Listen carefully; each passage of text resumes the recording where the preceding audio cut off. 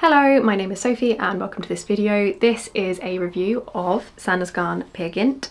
I normally post knitting podcasts on this channel and evidently that is not what this video is. I wanted to do a more focused, in-depth look at a particular yarn and as I've noted a couple of times on my podcast, it had to be Peer Gynt to start with because, spoiler alert, it is one of my all-time favourite desert island yarns. I think it's wonderful. And I wanted to get a bit nerdy about it because I'm a massive yarn nerd. In this video I'm going to be giving kind of a quantitative review of Peer Gynt, kind of going through different statistics about it. Statistics makes it sound very serious, just kind of key stats. And then also trying to talk through more qualitative measures of this yarn, so my subjective experience using it.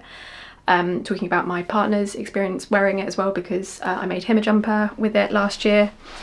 And trying to get across why this might be a yarn worth checking out if you haven't already. I'm going to try and keep this video focused. I have a script because I tend to ramble in these videos. I'm going to be going through the key statistics about Peer Gynt, kind of ranging from the composition to the price point and comparing that with some different options, talking about the colours that are available, and then my personal experience working with Peer Gynt over the last, well, like I say, since 2022 really, so yeah, kind of 3 years.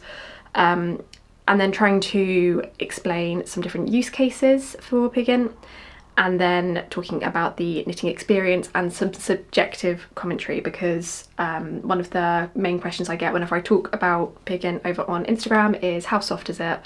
And I'm saving that for the end to keep you watching, kind of. So yes, I will wrap up this introduction and let's get into the details. So I'm going to go over the kind of facts about this yarn very quickly. It is sold in 50 gram balls. Each ball is 91 meters or 100 yards. It looks like this close up. I will have some B-roll footage of this yarn in different colors so you can kind of get a better look at it. It's worsted spun. It is made of 100% Norwegian wool. It is non-superwash treated, which I think is very important to flag early. I've just recorded this a second ago and I forgot to mention it and I thought it was quite important, so making that known now. It is made up of 4 different plies of yarn. So you get kind of I'd say it's a moderate twist on the yarn. I've definitely worked with yarns that are have higher twist and yarns that have less twist, so it's very versatile. I think that this kind of structure makes it very useful for all different types of projects, but skipping ahead to kind of the more subjective experience of using this yarn. Sandnes recommend that Peer Gynt be worked on a 3.5 to 4mm needle, which is a US 4 to a US 6. However, I've used it on everything from a 3mm up to a 5mm, so US 2.5 to US 8. And had pretty good results with all of that, although there are some caveats and I will get into that later on in the review. It is available in 57 colours in the main shade range, but then there is also an offshoot of Petite Knit licensed colours and there are 15 shades in that line. So in total you've got 72 shades to choose from. They're very versatile, the colour ranges. There are lots of neutrals, lots of brights, colours from all across the colour wheels, so you've got your lots of greens, blues, reds, pinks, purples. There's also lots of lovely tweed options, which I'm a big fan of. I've used 3 of the tweed colours I think and they're all brilliant, I love them. And then in the Petite Knit range you're going to have, I'd say, slightly more, they're very Petite Knit. I don't know how else to describe it. If you're not aware who Petite Knit is, she's a very prominent Danish knitwear designer. I'd say that she kind of is she is the modern knitwear design industry, I would say. And they do swap out colours quite regularly, so I have noticed that some of the Petite Knit colours will get retired to the regular main Peer Gynt shade card after a while, so they are changed up quite seasonally, I'd say, so it's always worth checking back because they do update the range quite often. There is also Tin Peer Gynt. I'm not going to speak about this as much because I have used it a lot less. I am including a Tin Peer Gynt project in my range of finished objects, which I'll talk about a little bit more later when I talk about different use cases. But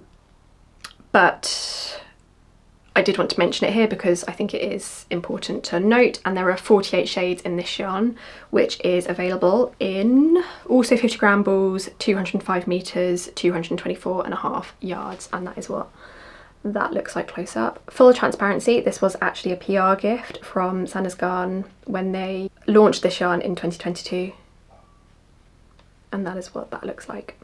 So it's a little bit over half the weight of regular peer gynt, and it is made of 3 plies of finer yarn.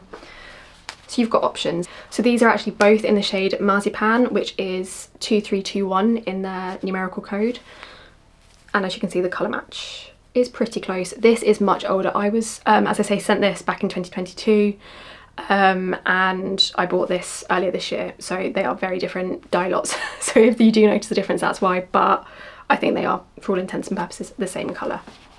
Let's talk price. So I'm going to be referring to the British market as I talk through the price points and make some comparisons with other yarns comparable. Comparisons with other yarns that are comparable, oh my goodness. Similar yarns. Obviously I don't know how much it goes for elsewhere in the world. So here in the UK it is sold at about £4.30 per 50 gram ball, and again you get 91 meters or 100 yards for that.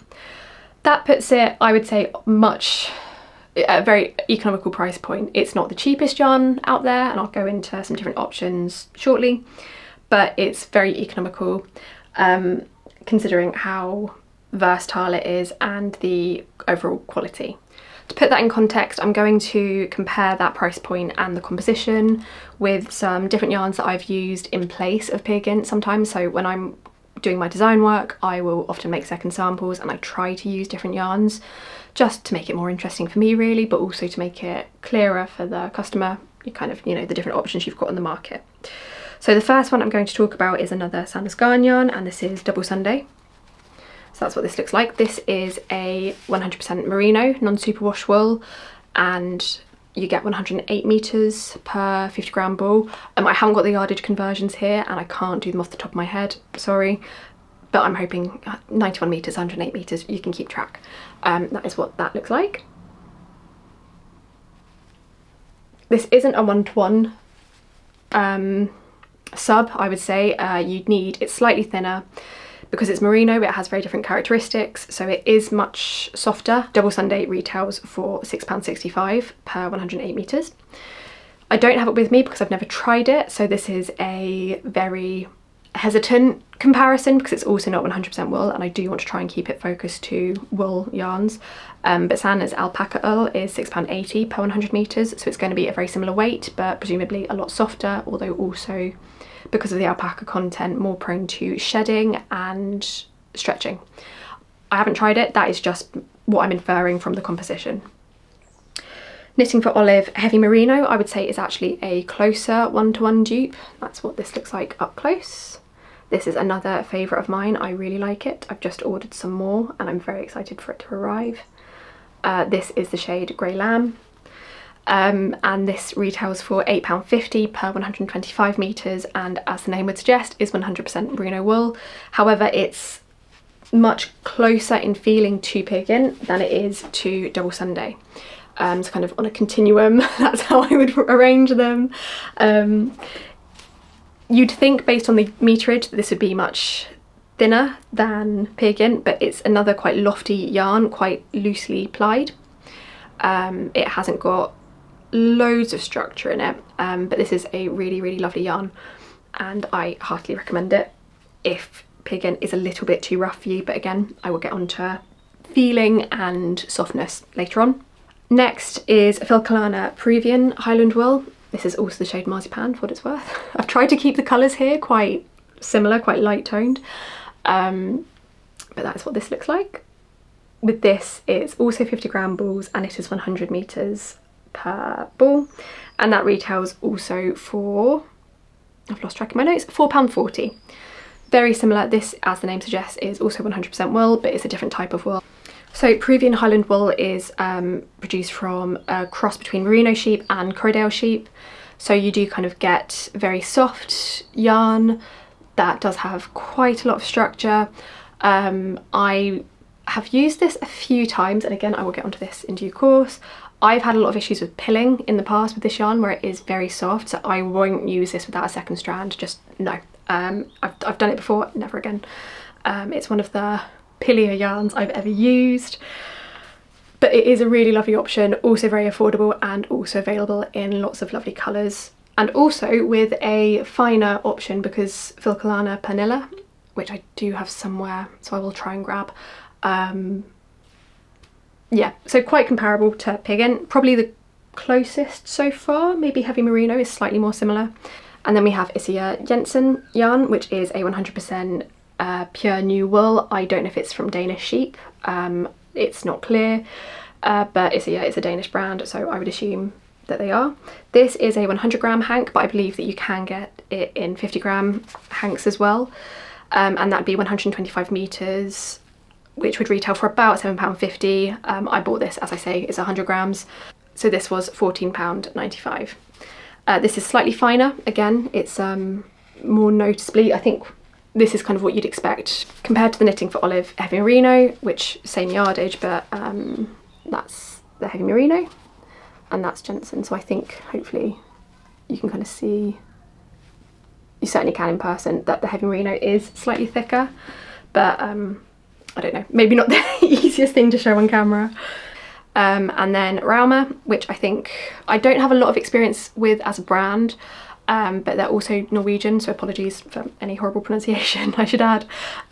This is 3-trad strikkegarn, and this is slightly finer than Peer Gynt, but it is probably the closest. So this is £4 per 108 metre.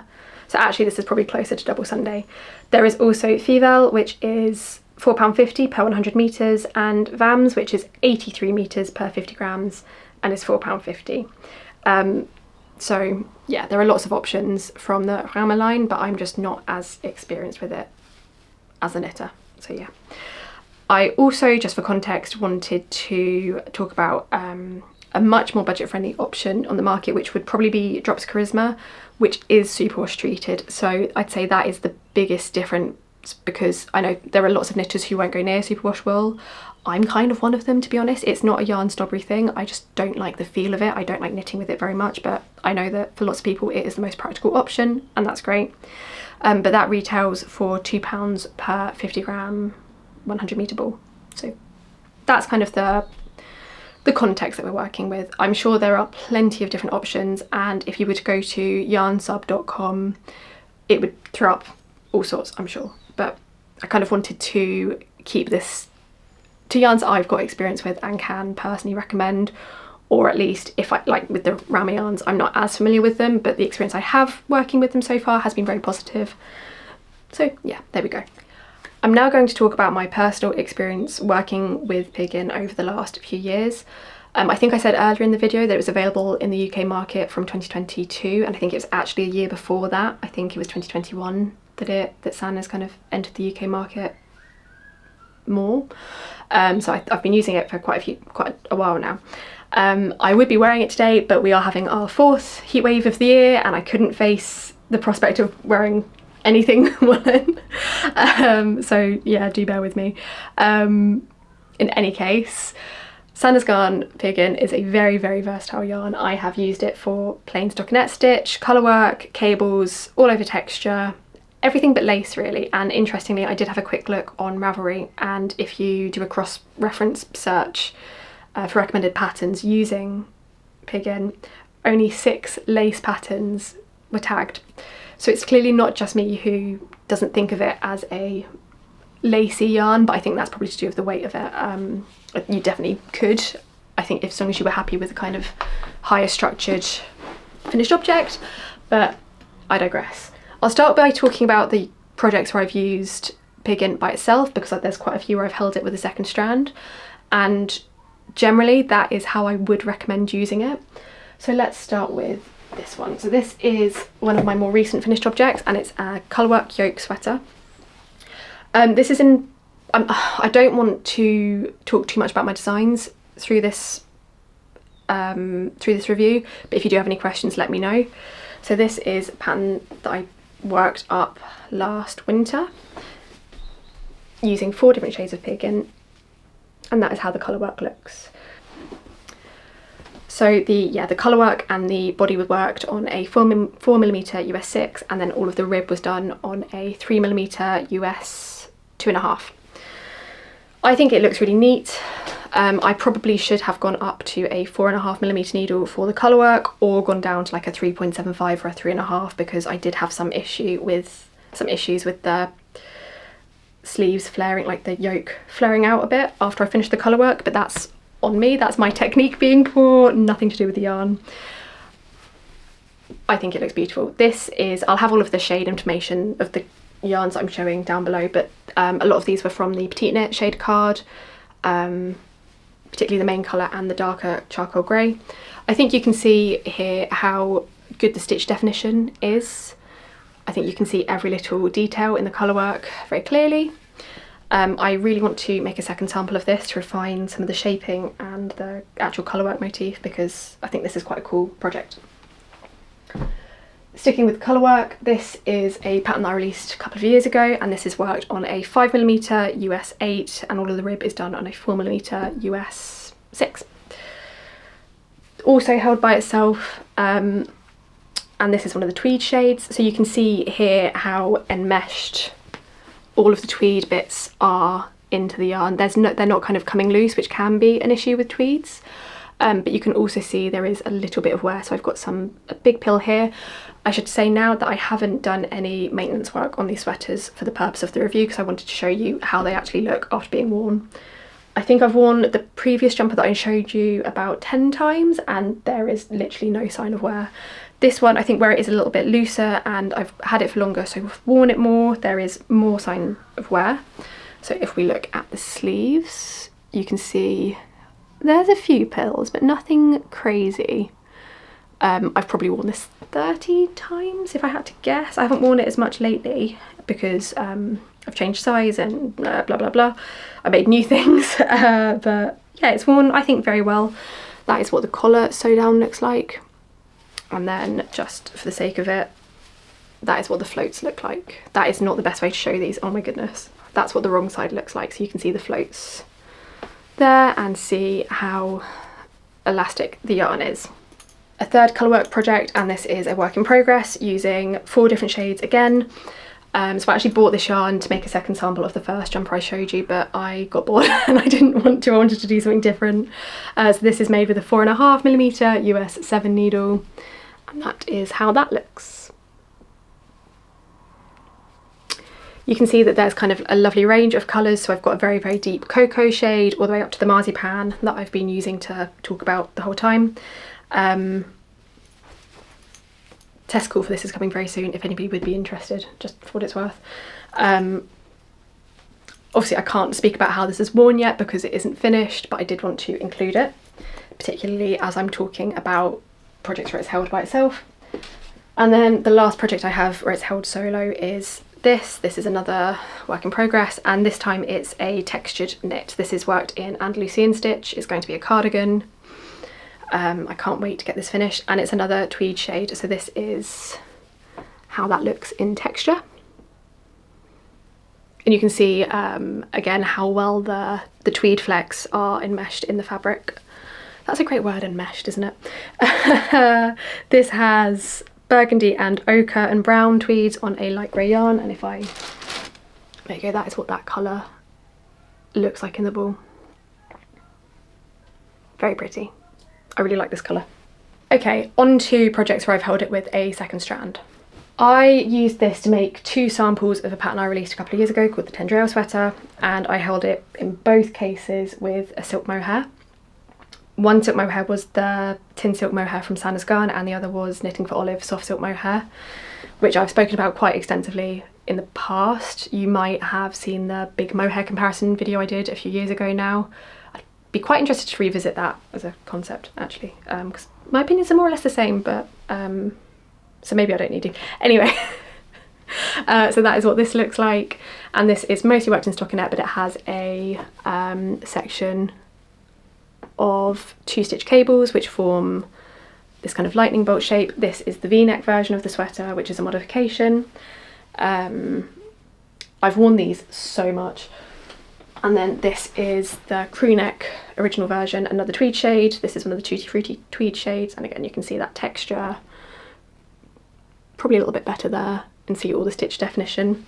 This is one of the Tutti Frutti tweed shades, so this has red, blue, yellow, green. Does it have a green? Yeah, a little bit of green on a beige background. Really, really lovely. These were made with a 5mm US 8 needles and again a second strand of mohair, so that's particularly, I've worn these so much, I've probably worn both of these over 40 times, if not 50, if not more. So if you can hear children screaming outside, it is the summer holidays here at the moment, so there are kids out and about. This looks brand new. I steamed this, but as I say, I didn't do any maintenance work on it.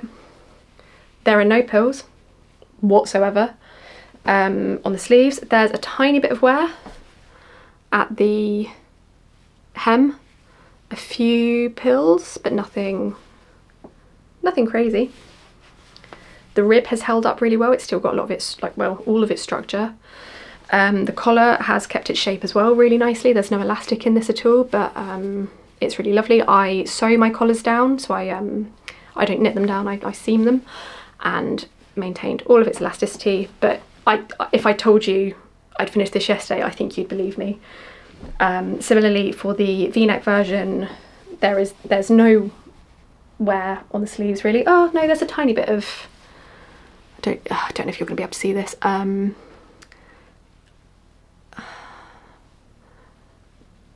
Yep, there's a pill there. And again on the hem there is a little bit more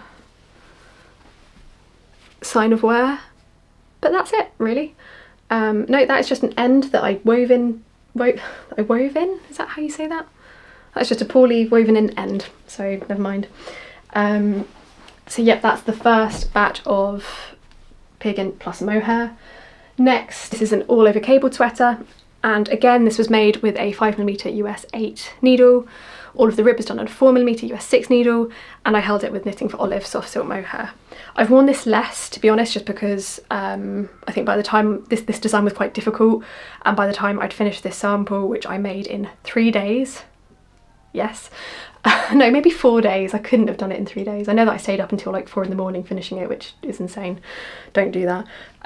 But yeah, by the time I'd finished it, I was so over it that I didn't really wear it that much. And then we had a nice spring that year, so I didn't need it. But anyway, I've probably worn this a dozen times. I don't know. Similarly, very, very little signs of wear. There's three little pills on the sleeves.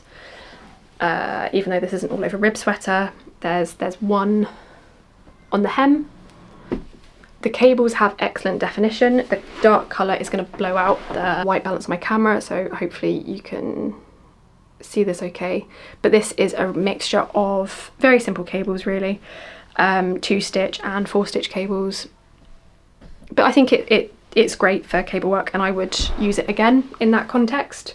I'm on a big cable knitting kick at the moment, so probably I will almost certainly be doing that again soon.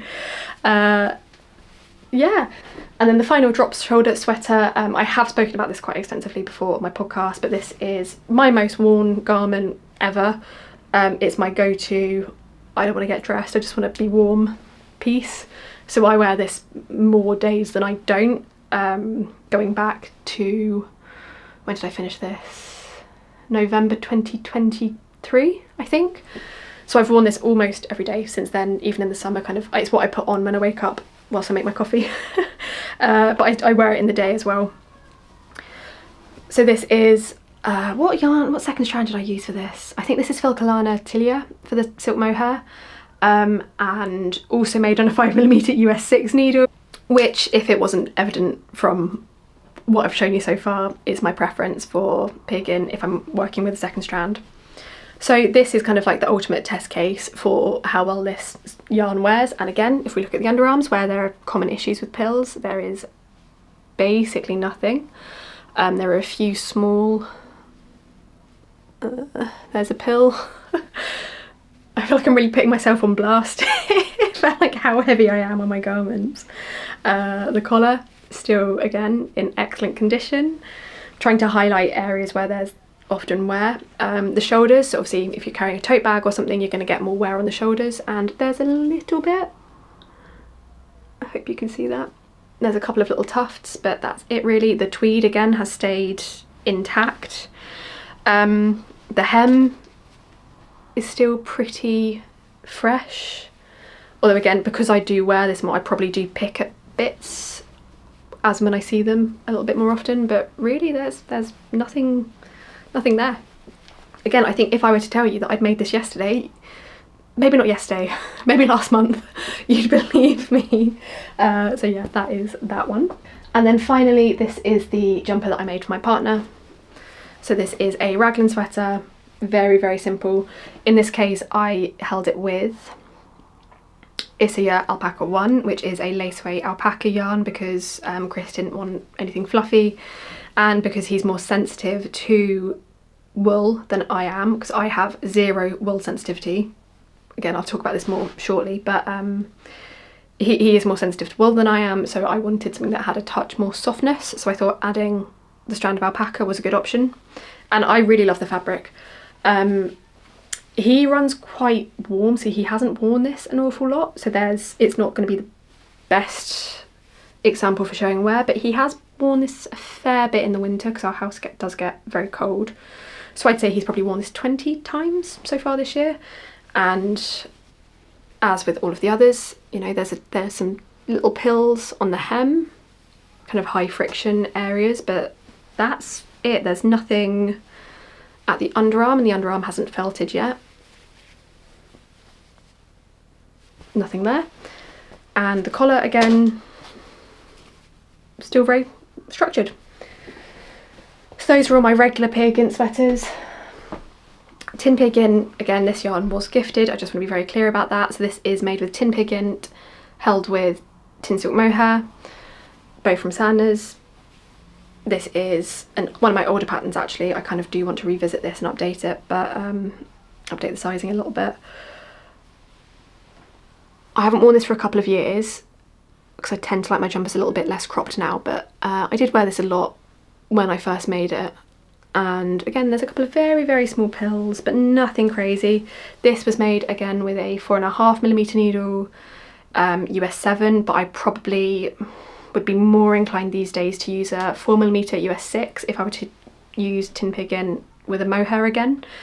I think in some of their patterns they recommend actually a 3.5 US 4 needle, which might be going a bit too far for me, but I'm quite a tight knitter, so read into that what you will. And that's what that looks like. So those are kind of the use cases that I have used it for. Everything from simple stockinette up to highly textured work or highly involved colour work, and I think it's great for all of them. Again, lace is probably where I would maybe draw a line, but that's perhaps speaking to the limits of my imagination more than anything else.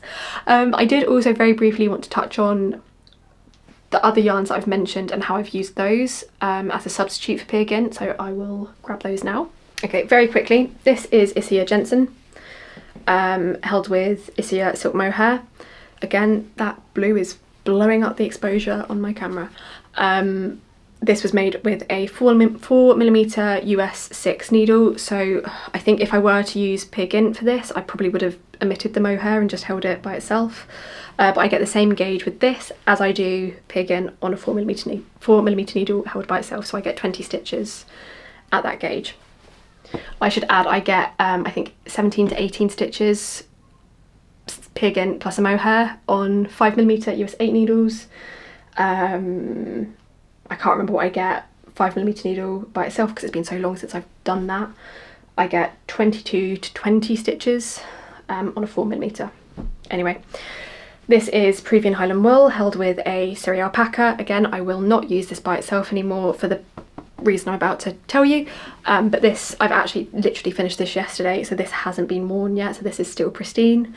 It has less structure, it's a lot more drapey. I'd say the Isia Jensen has a similar amount of structure because I think it's Nordic wool. So yeah, I think that's why, but this is much floppier because I think of the merino influence on that type of wool. This was the first sample I made of that first colourwork sweater that I showed you, and this is also Phil Kalana Peruvian Highland wool. I think I did maintenance on this before I put it into storage because I haven't worn this for a couple of years, and the reason I stopped wearing it was because the pilling was awful. So this is held by itself, obviously, and the colourwork looks great, I have to say, and again it's a lot more drapey than Peer Gynt.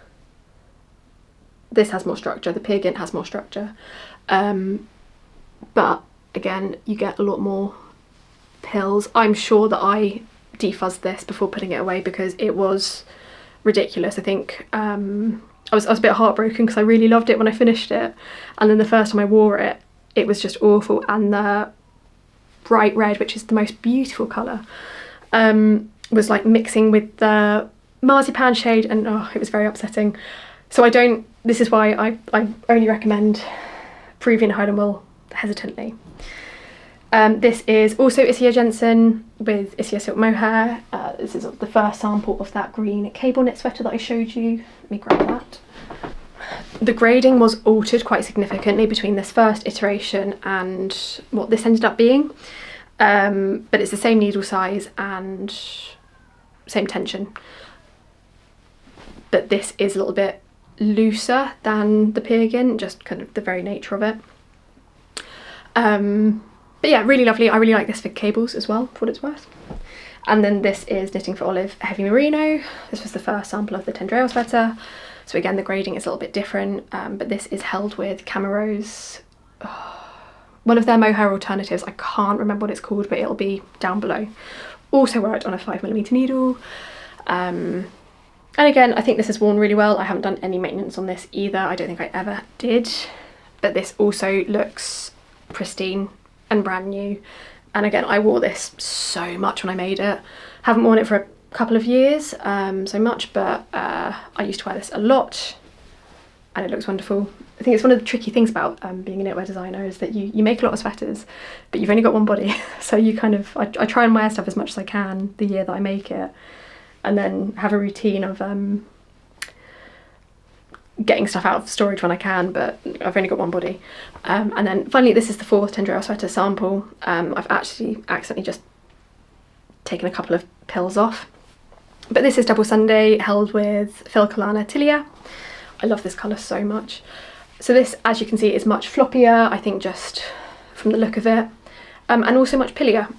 So there is a lot more visible pilling and signs of wear on places that don't get a lot of friction either, which I think is always quite indicative. It's one thing if you're getting a lot of pills at the underarm or at the inside of your arm or at the hips. I kind of think that's part of the course and a sign that you're enjoying wearing your garment. But if you get pills like on the back where there's no friction, that's interesting to me.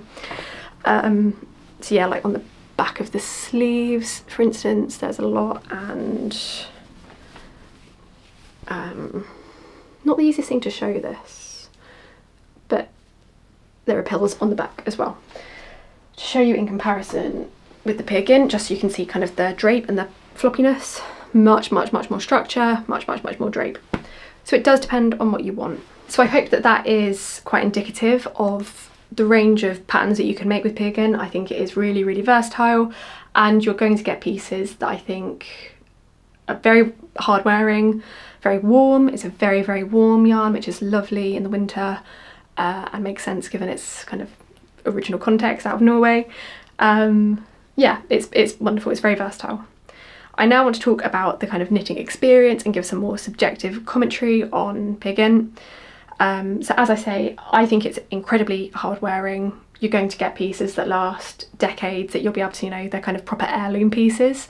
They're not disposable. Not that I think any hand knitting can or should be viewed as disposable or fast fashion, but there are definitely yarns and yarn combinations that show their wear a lot more than others. So again, going back to like the kind of merino versus kind of like a proper woolly wool like Peer Gynt, the merino is just not going to wear as well long term, and that's fine because you can, you know, you can wear something to death and it'll be worth it. But